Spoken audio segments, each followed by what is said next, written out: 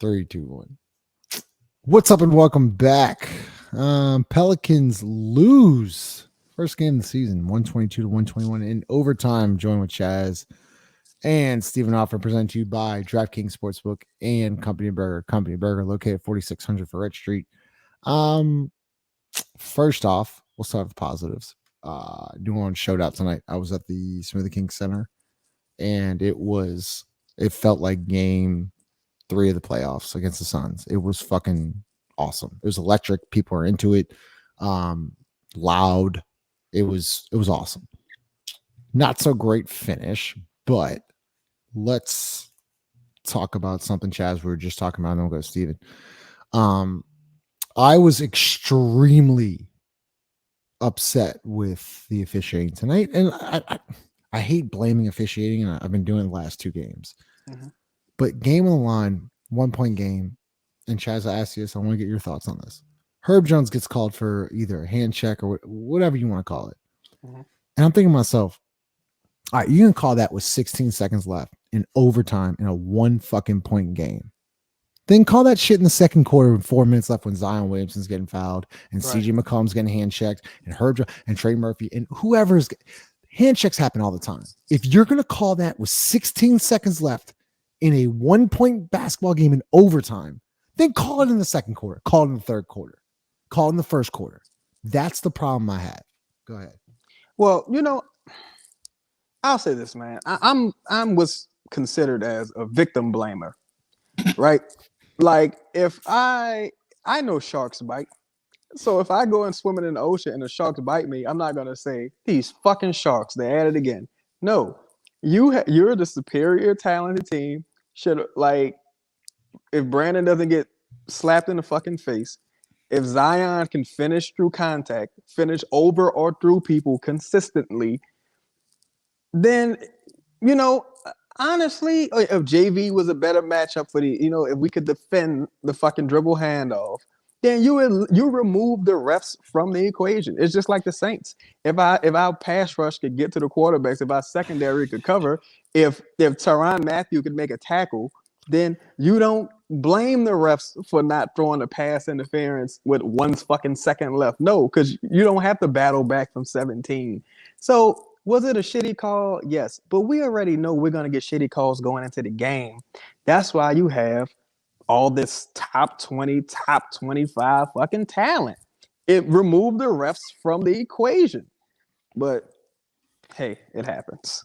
Steven, you called it soft. It was a soft call. Like you said, it's 16 seconds left in that situation of a game. It was a soft call. That's it. I mean, but you also have to look at the entirety of the game. That's the way the game was being called. So you have to adjust to that as a player. The referees aren't going to adjust to you. So you have to adjust it as a player. But again, at the same time, it's frustrating because it takes your best defender out of the game, knowing that you probably need him again at on the other end of the court. So it's just, I don't know.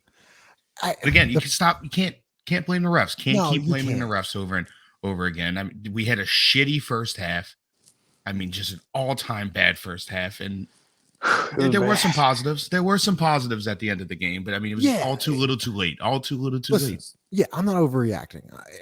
Loss is a loss. The Jazz threw up the shit at the rim, and it just went in. Like the end of the third quarter. You know what? I had a pretty good day today, right?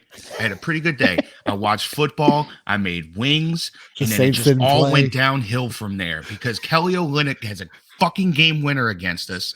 And then I find out that the McRib may not be coming back after this year, quote unquote farewell tour. This is bullshit. My day is crumbling right now. I felt like the Jazz just made some just ridiculous shot making tonight. But Chaz, let's get into the actual game. I thought late in the fourth, Willie Green went with feel over analytics. I know Zion there. Willie Green said there after the end of the game that Zion was ruled out. Brandon was ruled out. And he went with a lineup of Herb, Trey, Jose, Larry, and who am I missing? Larry Nance. No, I had Larry. And then, Herb, Trey, Jose, CJ. That lineup erased a 16-point lead real quick. Right. And I want our positives there. I thought they played really hard. I thought Larry Nance had a great fourth quarter. Absolutely. Trey Murphy, he also showed out pretty well tonight. He went 3 or 4 from deep, 9 rebounds, 16 points. There were some positives there. There's just no quit with this team. And you erase a 16-point lead with 8 minutes left in the fourth quarter, forced to overtime. And listen, if it's not for fucking Jordan Clarkson nailing a 27-foot 3-pointer at the top of the key, they'd probably win that game. Yeah. I think, here's what a team has to graduate. Here's what a team has to decide where they want to be moving forward, right? Because, like, we could talk strategy and analytics, but at the end of the day, you play to win the game. You don't play so they write about it in textbooks. You play so they write about it in fucking history books. You play to win the game. I don't care what might have been. Well, you know what? I would have put Zion in because he's I don't care. Zion, he just didn't have it tonight, right? That group, they showed a lot of tenacity. They played well. Larry had some incredible putbacks and rebounds. They defended. That was like probably their best. That group played the best stretch of defense with CJ on the floor. You know, for what it's worth. You know, CJ, he showed up, man. Like, even I think he was defending Jordan Clarkson on that three. Whoever defended Jordan Clarkson on that three, he made a difficult shot. Yeah. Personally, it was. Yeah. It's like, only thing you can be mad about again is that you had all game to get here. You know what I mean? You had all game to make this not an issue. So I think those guys who closed, they deserved to close this game. Every minute Najee played, he deserved it. Every minute Trey, Herb, Larry, all those guys played, they deserved it, man. We just fell short. We got to take the next step. We got to stop being that rough, gritty, no quit team and start being a fucking winning team. Yeah, like that's what it's about. Marketing. I'm about to get these. Marketing played 40 minutes tonight. Went 9 of 17 from the field, 11 from the free throw line, 12 rebounds, 31 points. Yeah, he's good. And he had that play to save the ball. Yeah. For that Clarkson play where he saved it from going out of bounds to get it to Clarkson. Heartbreaking. And that's the little things. It's what I wanted to get to. It's the little things in the game that killed it for us too. I mean, like, think about that inbounds play where they had to use a timeout. You use that timeout, and then at the end of the game, you can't advance the ball up with 3.1 really seconds left. Because then they make the Olnick makes it's the little things. It's Herb for some reason crashing down when CJ's going to the goal instead of staying in the corner at the end of the game to possibly put up a 3 or even just a closer 2 when he crashed and CJ threw it out of bounds. It's the little things that we're still a little young, still a little fresh from last year. So once we clean these little things up, and that's the promising thing, like watching this team, is that we lost to a team that's good.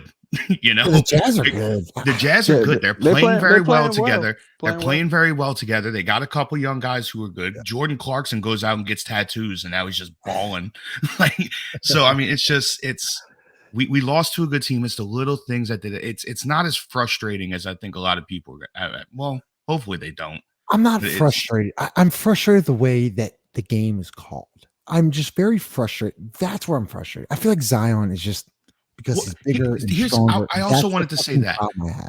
Zion, how is it possible that everybody plays Zion so cleanly? He never gets calls. There's no way that all of these teams are playing him that cleanly. Like he's got to get some calls. I don't mean to cut you off. His first free throw attempts tonight were with the 10:30 minute mark in the third fucking quarter.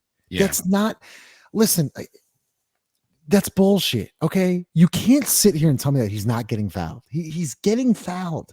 And listen, I hate once again blaming the refs. But at the end of the day, if you're going to call a touch foul, listen, Chaz said it was a foul, whatever. I probably agree with Chaz if I look at the film. He's hand grabbing, whatever. Maybe his hand's on his hip, whatever. But you better call the same shit on Zion down there. That's the problem I have. And the consistency that's not there. And if the game's on the line and you're going to call that soft of a foul, Chaz, with 16 seconds left in a one-possession game, in a one-point game, in overtime, that's the problem I have. That's the problem I have. You know, again, I think when it comes to, even when you have like an abundance of talent, it's just learning how to win, knowing how to win. Like personally, I'm a person who I always think when a team's up 3, you foul. Like when you're up 3, foul. Make them beat you at the line. Play the foul game. Just foul. Don't give Jordan Clarkson that chance. Just foul his ass. Like that to me. But that's like watching certain teams who have won consistently, right? So I just think we're not necessarily there yet. Of course, losing Brandon so early, it really hurt, and it was just like, especially losing it on like such a fluke thing. Yeah. So you gotta kind of hope that you don't lose the momentum, which I'm sure you do, because seemingly you've lost Zion and Brandon. You're gonna lose that momentum going into the season, depending on how long they're out. So you might, who we play, Dallas, and I think Denver's after that, Denver or Portland, I believe. So it's just the game couldn't have gone worse. I'll say that this game couldn't have possibly gone worse. You lose your 2 best players and the fucking game. Yeah, that was tough. One thing that's not talked about enough. So Jordan hits the big 3 with 33 seconds left. We actually have a turnover with 13 seconds left there. And what sucks is why I'm going back to that is because Brandon, I think it just shows you how important Brandon is to the team. Yeah. Offensively, from once he went out through the second, third, and like until about 6 minutes left in the fourth, Steven, there was not much going on. And yeah, listen, Brandon's like, I've been saying this. Brandon's not gonna play 82 games this year. Neither is Zion Williamson. You got to figure out a way to win games without Brandon and Zion. And tonight they almost did. They almost did. Almost did it. CJ stepped up. I thought CJ was fantastic. Yeah, I thought that was one of his better games. I thought that was one of his better games in a Pelicans uniform. Yeah. But Steven, I want people to realize how fucking good Brandon Ingram is. Yeah, what else can we say? Like, it's evident when he goes out of the game how much it drastically changes everything. I mean, look at it. We didn't figure it out until Willie made that substitution to go to that lineup of Larry, Nance, and Jose and take JV out of the game. And they started, shutting down the pick and roll and the way that they would switch. They didn't know what to do. Larry Nance said it in the post-game interview, like once they started switching and having Larry Nance being able to stay at the top of the key and guard instead of JV have to come all the way up from being back. It's just to know that Willie is somebody who can see that, it's cool. But yeah, when you don't figure it out until that late in the game, it's a hard go, and losing Brandon is, that puts you in a huge hole, especially to lose him like that. Like to have him out to injury, is another thing, because you can game plan him not being there. But when, you lose him in the middle of a game, it's much harder to make an adjustment. And it wasn't even the middle of the game. It was right. It's at the beginning. Yeah. And Chaz, he was 4 or 5 from the field in 11 minutes. He's cooking. Like, there's nobody on the court that can guard him. There's nobody in the court. He's the best player in the gym. He's the best player in the gym. He goes out, offense goes to shit. But I just want to point out how, people say like Zion Williams is the most. No, it's Brandon. Wow. Brandon Ingram is the most important player on this team. I keep saying this. And offensively, he is that good. And that's, man, I spoke about this before. That's not a position I wanted this team to be in, man. I would love for Brandon to be the best player or Zion to be like the best player, but to have to depend on 2 players who find themselves on the wrong side of injuries, that's a difficult thing to navigate, especially it's fucking game 3, dude. It's game 3. And like every hot take I've had this season off season has been proven already.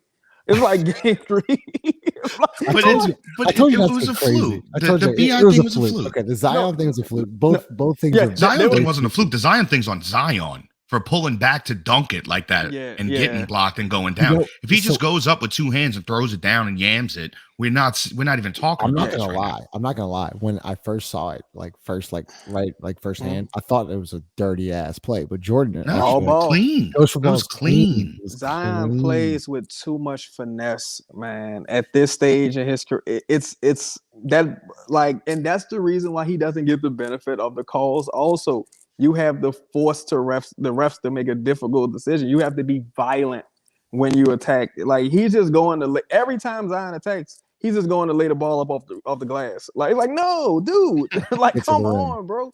But with the BI thing, it's a fluke. It could happen to anyone, but it's like it's just I don't know, man. It's just you always seem to step on a rake. it's just always happening to you. That's the perfect analogy for it. Chaz, Brandon's gonna be fine. He's gonna be fine. Yeah, he's gonna be fine. I'm sure he'll be fine, and I hope he's okay. Concussion's nothing to play with. Yeah, and you know he actually attempted. I thought it was weird. He attempted to come back into the game. Had like 2 series and then went out, and so they were carrying him out. Like he couldn't walk on his own. Yeah. He was hopefully it was. I don't know what it is. They're saying concussion like symptoms, but the 2 things is I thought tonight was extremely frustrating, but I left that arena thinking like, damn, this fucking team plays really hard. Yeah, they play hard, man. And like when Jose comes in and Najee and Trey and Nance, that second unit, man, just the energy in the building rises. And listen, on with this. I'll get y'all's last 2 thoughts. It was so easy to pack it in tonight. It was so easy.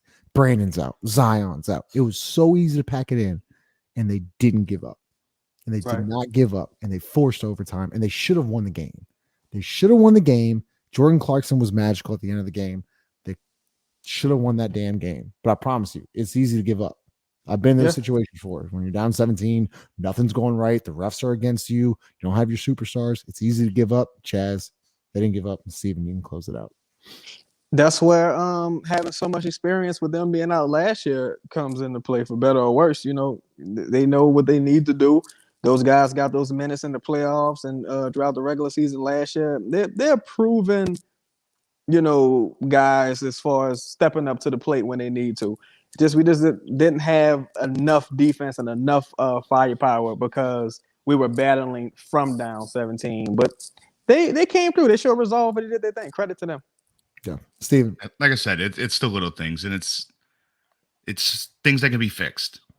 That's really it. It's just going to be. But I will say this: if you're going to have guys out like Bi and Zion, I'm going to need Trey Murphy to have more than 4 3-point attempts.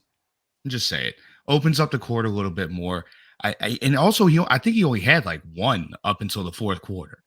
Really? So it's just he needs to get. He did have 11 total field goals, which is good, but I think it's a guy who can open the floor up when you have those guys out. So that's just something that I kind of noticed, that he needs to get more involved.